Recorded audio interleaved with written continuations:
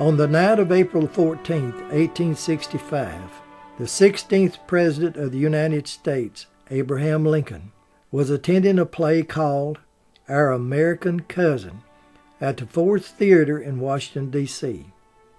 For the first time in 4 years, he was able to relax because General Lee had just surrendered to General Grant only 5 days earlier. The president was hoping to help his wife Mary, who was still recovering from the death of their young son, Willie.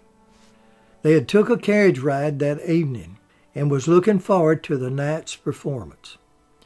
The president first invited General Grant along with his wife Julia, but the Grants had left the city that afternoon to visit their children in New Jersey.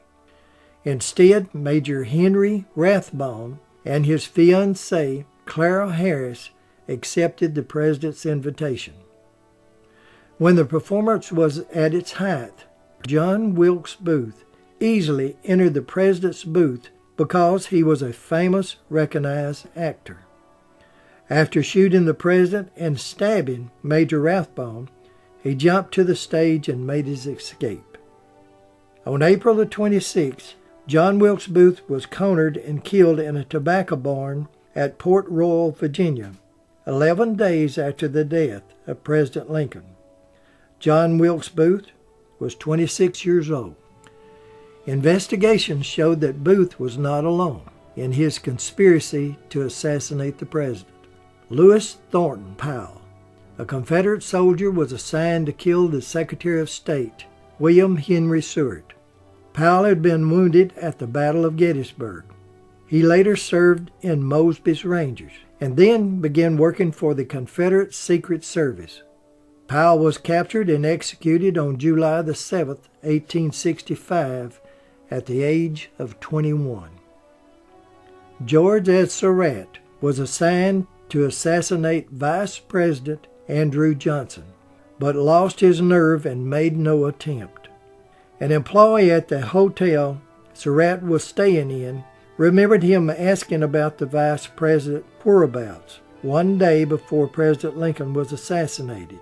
This led to his arrest and execution. And this is David Harold, who accompanied John Wilkes Booth to the home of Dr. Samuel Mudd, who set Booth's broken leg. David Harold was captured with Booth at the tobacco barn in Virginia. He gave up and was sentenced to death with others. He was 23 years old. Dr. Samuel Mudd, who set the broke leg of John Wilkes Booth, was arrested for conspiring with Booth. Dr. Mudd was sentenced to life in prison. He had met Booth before, but it was not clear what part he actually played in the plot against the president, if any. He was sent to Fort Jefferson Prison in the Florida Keys. During his stay, he saved several lives during the yellow fever epidemic. After 4 years at Fort Jefferson, President Johnson pardoned Dr. Samuel Mudd in 1869. The story of Mary Surratt is more difficult. The government convicted her of conspiracy to kill the president by boarding conspirators in her boarding house where the assassination plot supposed to have been hatched. Mary was convicted by a military tribunal where victims' rights are not recognized as they are in a regular trial. She was unable to testify for herself. Mary was the first woman to be executed by the United States government. President Johnson stated before his death that he believed Mary to be innocent.